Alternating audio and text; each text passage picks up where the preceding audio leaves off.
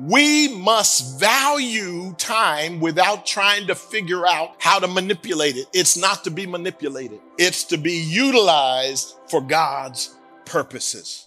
And Jesus went on to say, keep looking at John 9. Now look at verse 4. As long as it is day, we must do the works of him who sent me. Night is coming when no one can work.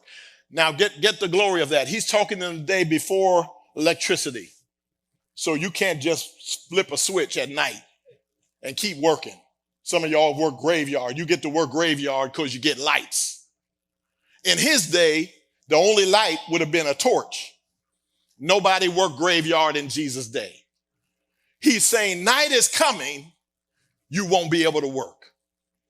And that's coming in your life. Your night is coming when you won't be able to get things done. So he says, while I am in the world, I am the light of the world.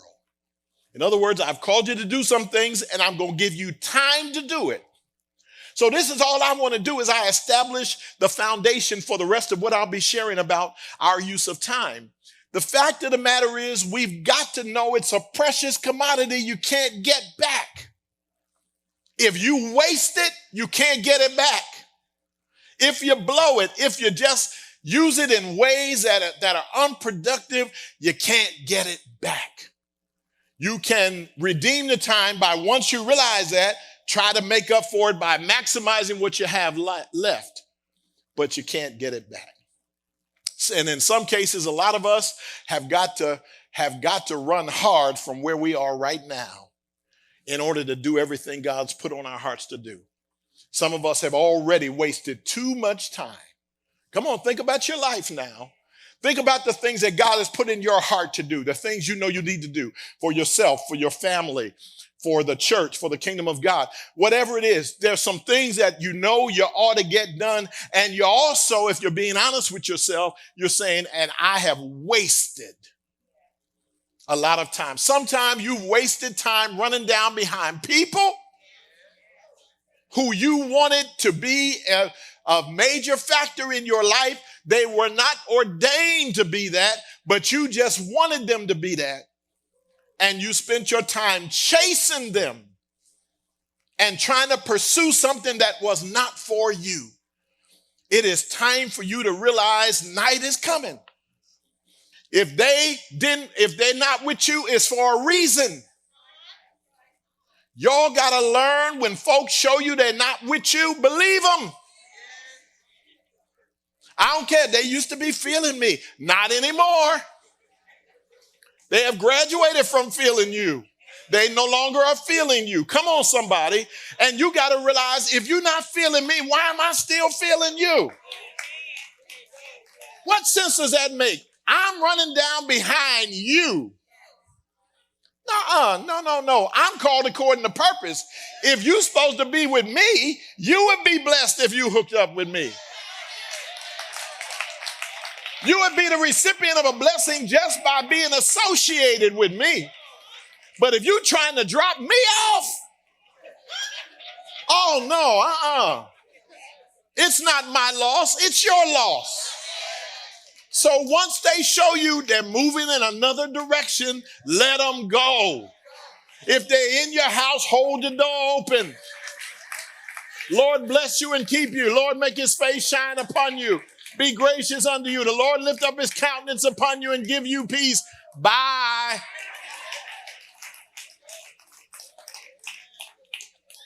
No more time to run down chasing rainbows. No. We're not doing that. We're going to do the will of God with the time that remains.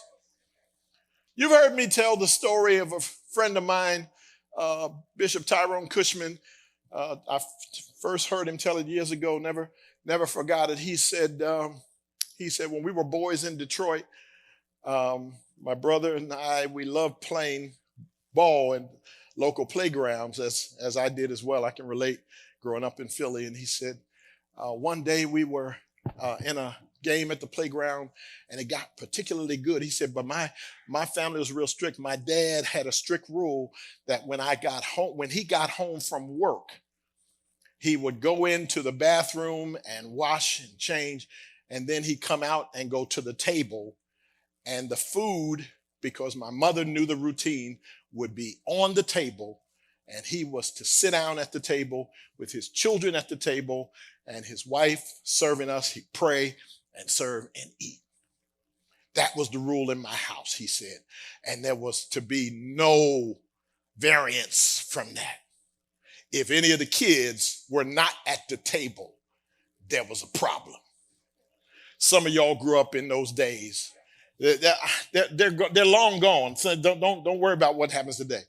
Today, people, they come to the table or not. They eat or not. They room in your house pretty much. I get it. It's just a new. They just are boarders in your house. But back in the day, there used to be consequences and repercussions.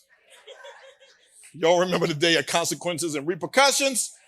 And so he said, that's the way it was with us. He said, so we knew whatever happens, 5:30, Dad gets home and we better be in there ready to eat when he comes to the table.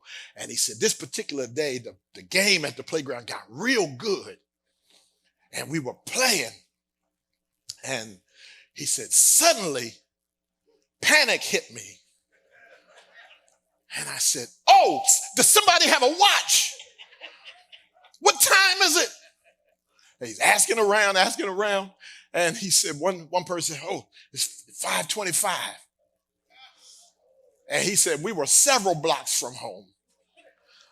And he said, I told my brother, it's 5:25. He said, I started crying right on the spot.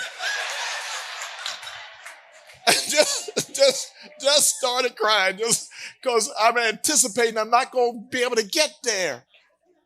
And he said, my brother grabbed me and said, shut up, man. He said, let's start running. He said, because we can make it, but we got to run all the way. And he said, we ran.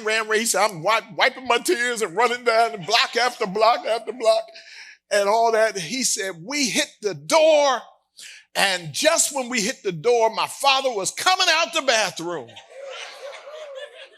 And we were able to get to our seats before he got to his. And we were spared the wrath.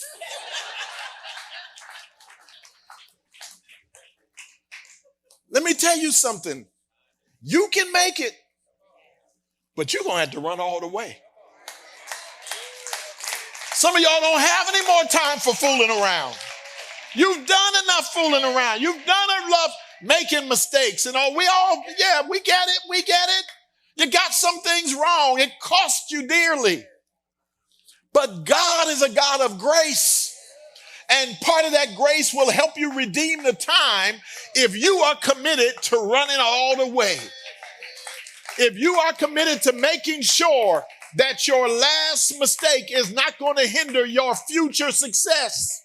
And you're going to make better decisions and you're going to use time wisely and you're going to get rid of folk who don't have anything to do but waste your time. You got to get them out of some of y'all had the wrong people in your inner circle. Some of the wrong people have access to you. And you got to learn to use your time preciously. It's valuable. Y'all can't just ring my phone and I call all the time. Yeah, you got them friends. Some of y'all have them spoiled friends. I tried to call you and you didn't call me back. I had stuff to do. That didn't include you. And you still here, you talking to me right now. So how may I help you? That's all. You can't cater to these spoiled people. People you say, I don't listen to answer machines. I heard people say that. I don't listen to answer machines. Don't leave me a message. Call me until till we can talk live. I don't have time to wait for you. No, you better, if you want to hear from me, you better. And here's the other thing, you call my house and you get the answer machine, or you call my cell phone, get the answer machine, do yourself a favor and leave a message. So I can determine whether it's important. I'm getting to that as I continue the series. I'm just introducing it now. You can't say no. I don't leave a message. I want to talk to you in person. Let me know what the problem is, and I'll let you know if we can talk in person. And if you were home, and don't lie on your cell message thing. Don't lie on there. I call people and they lie. The saints lie a lot. Hi, I'm not home. Please leave a message. That's the landline when y'all used to have landlines. I'm not home. Please leave a message. Beep. And then I call, say, hey, I'm Pastor Paul. This is Pastor Paul. And I was just going, hey, Pastor. I used to have that happen. Lord, Pastor's on the phone. Honey, Pastor's on the phone.